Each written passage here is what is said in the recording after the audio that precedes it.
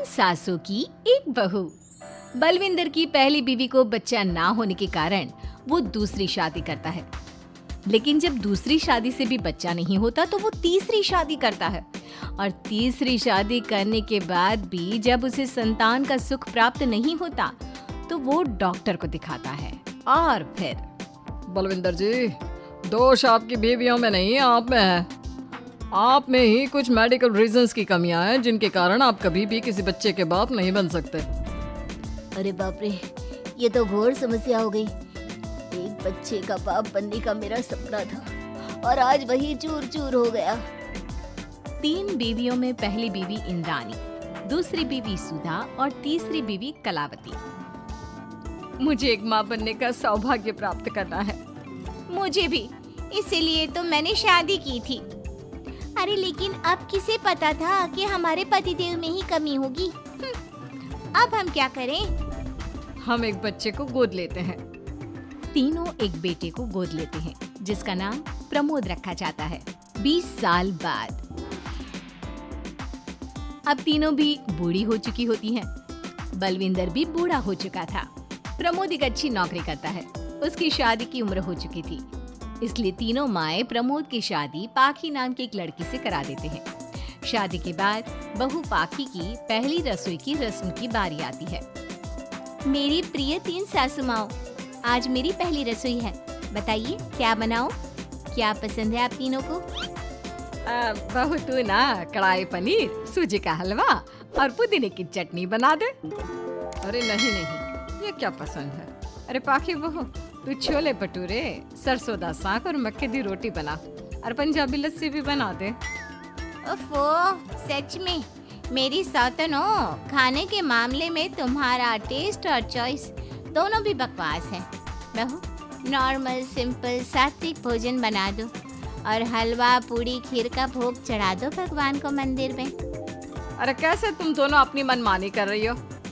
मैं तुम दोनों से पहले आई थी बलविंदर जी के जीवन में और तुम दोनों से उम्र में भी मैं बड़ी हूँ। इसका मतलब मैं पाखी बहू की बड़ी सास हुई? नहीं, उम्र बस एक अंक होती है। मैंने सबसे ज्यादा देखभाल की है प्रमोद की, इसलिए मैं एक सास होने का ज्यादा हक रखती हूँ।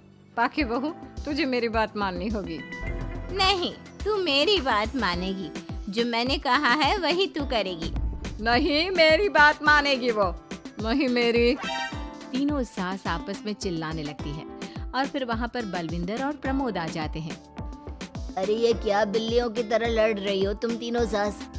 बाकी बहू को घर में आए पूरे 24 घंटे भी नहीं बीते हैं। बाकी तुम एक काम करो, तीनों माओं की कही गई डिशेस में से हर एक की 50-50% डिशेस बना दो।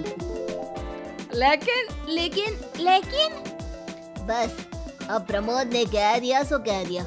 तुम तीनों अब झगड़ना और बहस करना बंद कर दो।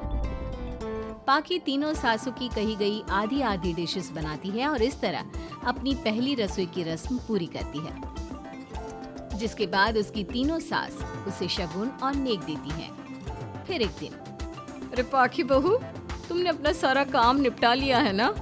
तो जरा यहाँ आना। मेरे ना घुटनों की मांसपेशियों में बड़ा दर्द हो रहा है। जरा तेल या बाम से मालिश तो कर दे बेटा। तभी वहाँ पर इंद्राणी और कलावती भी आते हैं। पाखी बहू, चलो मेरे साथ बाजार। मुझे ना नई साड़ियाँ खरीदने हैं। तुम्हारी फैशन सेंस बहुत अच्छी है ना, इसलिए मैं चाहती हूँ कि तुम मेरे साथ चलो। अरे पर मैं यहाँ पे पहले आई, तुम्हारे साथ ही सही, लेकिन मेरी स्पीड सबसे तेज थी। पाखी बहू, मेरे कमरे की अलमारी और पर्दे साफ कर दो ना, बहुत धूल जम गई है। मुझे खांसी भी आ रही है। अरे ऐसे कैसे तुम दोनों मेरी बहू को अपने साथ ले जा सकती हो? सबसे पहले मैंने बहू को कहा है कि वो मेरे घुटनों की मालिश कर दे। अब जाओ, 1 घंटे के बाद अपनी ये फीकी शक्लें लेकर फिर से आना। सुधा मैडम, ज्यादा ना बोलो। पाखी बहू को तुम दोनों से ज्यादा नेक दिया है मैंने, इसलिए पाखी बहू तो मेरा ही काम करेगी। और वैसे भी ये सुशील सर्वगुण संपन्न बहू अपनी इस बेचारी बूढ़ी सास को खांसते हुए कैसे देख सकती है? क्यों पाखी बहू? हाँ, पर नहीं पाखी बहू, तुम इन दोनों की भावनाओं के जाल में मत फंसो।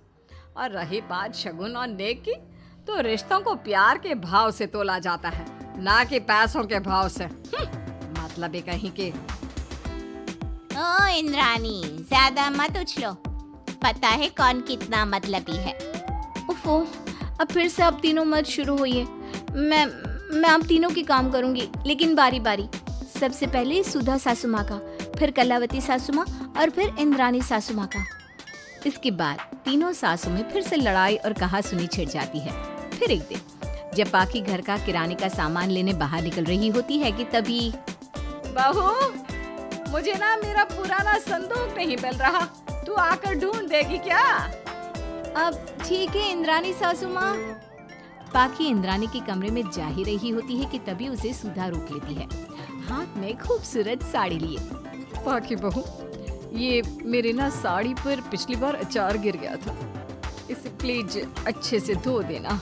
वो कल शाम को विमला जी के बेटे की शादी में जाना है ना, एक ही बार पहनी है ये साड़ी मैंने। अभी धो देगी तो कल तक अच्छे से सूख जाएगी और कड़क इस्त्री करके मैं तेरा परफ्यूम मार के शादी में जाऊंगी। हाँ, लेकिन सुधा सासू माँ। उतने में कलावती भी वहाँ पर एक कढ़ाई लेकर आ जाती है। पाखी बहू, ये मैंने कल रात को मेहंदी भिगोई थी लोहे की कढ़ाई में, मेरे बालों में लगा देना बिटिया, तू तो मेरी प्यारी बहू है ना? इंद्रानी वहाँ आ जाती है और तीनों सास फिर से एक दूसरे को गुस्सेल आंखों से देखती है और फिर से आपस में लड़ना शुरू कर देती है। तुम अपने आप को समझती क्या हो? खरीद लिया है क्या मेरी बहू को? ये मेरी बहू है। तो मेरी पड़ोसन है क्या? ये मेरी भी बहू है और मेरा भी इस पर उतना ही हक है जितना कि तुम्हारा।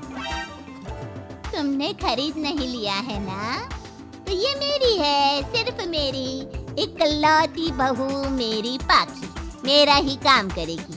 क्यों पाखी? नहीं नहीं, ये मेरा काम करेगी। पहले मैंने आवाज लगाई थी। तुम दोनों तो ऐसी बहू पाने के लायक भी नहीं हो। हट जाओ तुम दोनों और खुले मैदान में जाकर एक दूसरे से लड़ो और नोचो एक दूसरे को। लेकिन पाखी बहू तो सिर्फ मेरी ही सुनेगी और मेरे ही आदेशों का पालन भी करेगी। तीनों सासों के बढ़ते झगड़े को देख पाखी अपना आपा खो देती है और जोर से चिल्ला पड़ती है। बस बहुत हुई आप तीनों की तू मैं। अरे रोज ना ड्रामा लगाती रहती हो।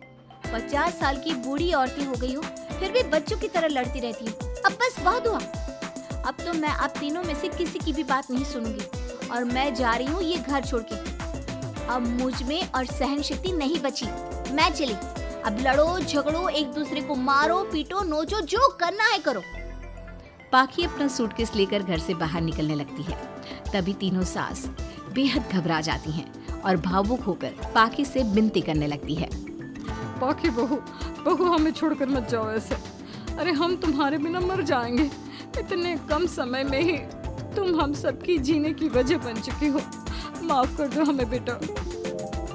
हाँ पाखी बहू, हम आइंदा से कभी नहीं लड़ेंगे और हंसी खुशी मिलकर बात करते रहेंगे, वादा करते हैं।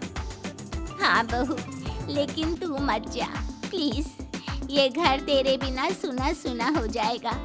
हम तीनों सासों की एक ही तो बहू है, लेकिन हम अपनी एक बहू को बेटी की तरह प्यार देंगे, उसके साथ सहेलियों की तरह रहेंगे। लड़ाई झगड़ा सब कुछ छोड़ देंगे बेटा, लेकिन तू छोड़ के मत जा। अपनी तीनों सासों को भावुक देखकर पाखी की भी आंखें भर आती है और वो उन तीनों को माफ कर देती है और उनके गले लग जाती है।